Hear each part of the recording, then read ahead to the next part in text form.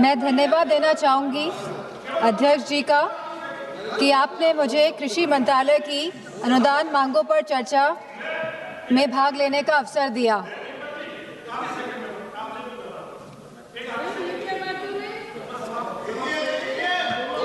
आपसे मांग करता हूं कि आलू पूरे देश भर के थालियों में जाता है, उसके बिना भोजन की कल्पना नहीं है। तो आलू के किसानों के लिए एक आलू का बोर्ड भी बनाया जाए और जो कोल्ड स्टोरेज में आलू जमा होता है उनके हमारे कोल्ड स्टोरेज वालों को बिजली पर बड़ी सब्सिडी दी जाए या घरेलू बिजली की तरह उनको भार दिया जाए और जो उनको भार दिया जाए। और मैं धन्यवाद देना चाहूँगी अध्यक्ष महोदय जी का जिन्होंने मुझे कृषि मंत्रालय की अनुदान मांगों पर चर्चा में भाग लेने का अवसर दिया। भारत एक कृषि प्रधान देश है। हमारे किसान पूरे भारत का पोषण करते हैं, लेकिन दुख और तकलीफ की बात यह है कि जिस किसान के कंधे पर देश का बोझ है, आज वही किसान आय की अनिश्चितता, कर्ज और बढ़ती लागत से दबा जा रहा है। जो भूमिका बनाई जा रही है पूरे देश के लिए, वो बनाई जा रही है आत्मनिर्भर भारत के लिए। किसान हमारा सम्मान पा सके, समृद्ध हो सके, आगे बढ़ सके, लेकिन इस भूमिका के अनुरूप जो कार्य होना चाहिए, मुझे नहीं लगता कि भारतीय जनता पार्टी की सरकार वह कार्य कर पा रही है। जो वास्तविक तस्वीर है वो कुछ और ही दर्शाती है। देश की जीडीपी की दर जहां 6% से बढ़ रही है पिछले 2 दशकों से, वहीं किसान विकास दर लगभग 4% से संघर्ष कर रहा है। और फसल क्षेत्र जहां पे छोटा और सीमांत किसान निर्भर है, वो केवल 2% से रेंग रहा है। जहां सरकार ने वादा किया था कि किसानों की आय दुगनी कर देंगी, तो आज ये वादा आसमान छूने जैसा है। आज हमारे किसान भाइयों की आय केवल 8,000 से 10,000 रुपये तक प्रति माह सीमित रह गई है। और अगर हम फसल की खेती की वास्तविकता की बात करें तो ये आय केवल 3,800 रुपये प्रति माह तक सीमित रह गई है। जहां 46% देश की आबादी किसी कृषि क्षेत्र में है, वहीं आज हमारे किसान लगभग 50% किसान कर्ज में डूबा है। और पिछले 10 वर्षों में 10 लाख किसानों ने आत्महत्या करी है। ये अपने आप में ही सवाल उठाता है जो भूमिका सरकार ने तय की है आत्मनिर्भरता की, उसके ऊपर। और जहां ये सुसाइड्स, आत्महत्या लगातार बढ़ रही हैं, मेरी सरकार से मांग है कि जिस तरह आप बड़े बड़े कॉरपोरेट जगत के लोगों का कर्ज माफ करते हैं, जहां 16 लाख करोड़ का कर्ज माफ किया गया है कॉरपोरेट जगत के लोगों का, वही हम चाहते हैं कि आप हमारे किसान भाइयों का भी कर्ज पूरी तरह माफ करने का कार्य करें। हमारे अभी भारतीय जनता पार्टी के सांसद बोल रहे थे कि एमएसपी की बात विपक्षी दल क्यों कर रहे हैं, तो ये तो भारतीय जनता पार्टी के घोषणा पत्र में था 2014 के कि आप स्वामीनाथन कमीशन के फॉर्मूले पे एमएसपी तय करेंगे। ये आपका वादा था देश की जनता के साथ, लेकिन आपने उस वादे को भी पूरा नहीं किया। आज हालत ये है कि सरकार एमएसपी तो घोषित करती है 23 फसलों की, लेकिन वास्तविक में जो खरीद करती है वो केवल गेहूं और चावल की करती है, और वो भी पूरी तरह ये सरकार नहीं कर पा रही है।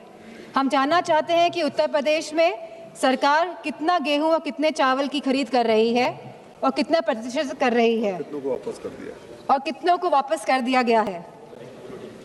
आज जहां हम प्रधानमंत्री फसल बीमा योजना की भी बात करना चाहेंगे, क्योंकि 25% इसमें कटौती की गई है और सरकारी आंकड़ों के अनुसार 2 करोड़ हेक्टेयर फसल क्षेत्र क्षतिग्रस्त हुआ है बाढ़ के कारण, मौसम के कारण, ओलावृष्टि के कारण, सूखा पड़ने के कारण। अगर यह इतना 2 करोड़ हेक्टेयर फसल क्षेत्र का क्षतिग्रस्त हुआ है, अगर किसानों का नुकसान हुआ है, तो आखिरकार सरकार ने लगभग 25% कटौती प्रधानमंत्री फसल बीमा योजना में क्यों करी है, इसका भी हम जवाब चाहते हैं हमारे कृषि मंत्री से। आज जहां आत्मनिर्भरता की बात हो रही है, हम लोग लगभग 20% निर्भर हैं आयात पे दालों को लेकर और लगभग 70% खाद्य तेल को लेकर हम निर्भर हैं दूसरे देशों पर। तो हमारी मांग हमारे कृषि मंत्री से ये है कि दालों के लिए और तिलहनों के लिए एमएसपी वो सुनिश्चित करें, जिससे कि हमारा देश वाकई में आत्मनिर्भर बने, हमारे किसान आत्मनिर्भर बने। बजट की अगर हम फिस्कल आर्किटेक्चर की बात करें तो जहां पे कैपिटल इन्वेस्टमेंट और रेवेन्यू एक्सपेंडिचर में तालमेल होना चाहिए, तो वहीं पे देखा गया है कि पूरा का पूरा जोर और पूरी की पूरी ढलान जो है वो रेवेन्यू एक्सपेंडिचर की तरफ जा रही है। हम फर्टिलाइजर्स की बात करें आज, तो हम जानना चाहते हैं कि हमारा देश कितना निर्भर है दूसरे देशों पर फर्टिलाइजर्स के लिए, और ये हम इसलिए जानना चाहते हैं कि पिछले कुछ वर्षों में लगातार ये देखने को मिला है कि डीएपी की किल्लत हो रही है किसानों को। किसान लाइनों में खड़े हो रहे हैं, कालाबाजारी हो रही है डीएपी को लेकर, और जहां कालाबाजारी हो रही है वहीं किसानों को समय पे खाद नहीं मिल पा रही है, जिससे कि किसानों को नुकसान उठाना पड़ रहा है। इसी के साथ हम चाहते हैं कि जो इंडियन यूएस ट्रेड डील हुई है उस पर बड़े विस्तार के साथ चर्चा हो इस सदन पे। ये बहुत ज़रूरी है कि पूरे विस्तार के साथ चर्चा हो, क्योंकि ये कहीं ट्रेड डील हमारे देश के किसानों के लिए ब्लंडर डील ना साबित हो। इसीलिए इसके लिए हम चाहते हैं कि इस पर चर्चा हो, किसान को पूरी तरह कहीं ये ट्रेड डील तबाह ना कर दे, क्योंकि इसमें देश के हर स्टेट्स का किसान इन्वॉल्व होगा, चाहे वो फल की खेती हो, चाहे वो हमारे सोयाबीन की खेती हो, चाहे वो आलू की खेती हो, और कहीं ना कहीं जिस तरह से डेयरी प्रोडक्ट्स हमारे मार्केट में आएंगे तो हमारे देश के किसान इससे प्रभावित होंगे। तो मेरी इस मांग को लेके भी कृषि मंत्री जी इस पे ध्यान दें कि हमारे देश के जो प्रोडक्ट्स हैं वो कैसे बाहर के प्रोडक्ट्स के साथ compete कर पाएंगे, जब यूएसए की सरकार अपने किसानों के साथ खड़ी हुई है, तो हमारे देश की सरकार आखिर अपने किसानों के साथ क्यों नहीं खड़ी हुई है। हम जानना चाहते हैं कि उत्तर प्रदेश में भारतीय जनता पार्टी की सरकार ने भंडारण को लेके क्या व्यवस्थाएं करी हैं, ये और मंडियों को लेके क्या व्यवस्थाएं करी हैं, क्योंकि मेरी कॉन्स्टिट्यूंसी मैनपुरी है और अभी कुछ एक हफ्ते पहले जहाँ पे मैनपुरी और आसपास के सभी ज़िले, चाहे वो फर्रुखाबाद हो, चाहे वो इटावा हो, चाहे वो एटा हो, चाहे वो कन्नौज हो, यहाँ पे आलू की बहुत बड़ी पैदावार होती है, और जहाँ लागत जो हमारे आलू में आती है प्रति क्विंटल ये 600 से 800 रुपये आती है, आज ये 100 रुपये का भी प्रति क्विंटल नहीं बिक पा रहा है। तो किसी तरह की सहायता हमारे आलू के किसानों के लिए हमारे कृषि मंत्री करेंगे। और जिस तरह हमारे इस क्षेत्र में लहसुन की खेती भी होती है और मूंगफली की भी खेती बड़े पैमाने में होती है, तो हम जानना चाहते हैं कि कोई भी एग्रो प्रोसेसिंग क्लस्टर मैनपुरी या आसपास के ज़िलों में कृषि मंत्री जी लगाएंगे या नहीं लगाएंगे, क्योंकि एग्रीकल्चरल इंफ्रास्ट्रक्चर जो फंड है वो केवल 910 करोड़ का है। तो हम जानना चाहते हैं कि उत्तर प्रदेश में इस सरकार द्वारा कितनी मंडियां लगेंगी, कितने एग्रो प्रोसेसिंग क्लस्टर लगाए जाएंगे, कितने कोल्ड स्टोरेजेस बनाए जाएंगे या भंडारण केंद्र बनाए जाएंगे। हम सभी जानते हैं।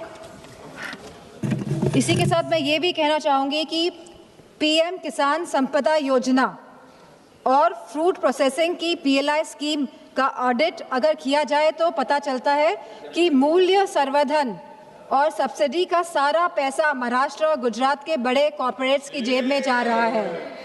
यूपी के इस विशाल कृषि हृदय को प्रोसेसिंग इंफ्रास्ट्रक्चर से जानबूझकर कहीं वंचित तो नहीं रखा जा रहा है।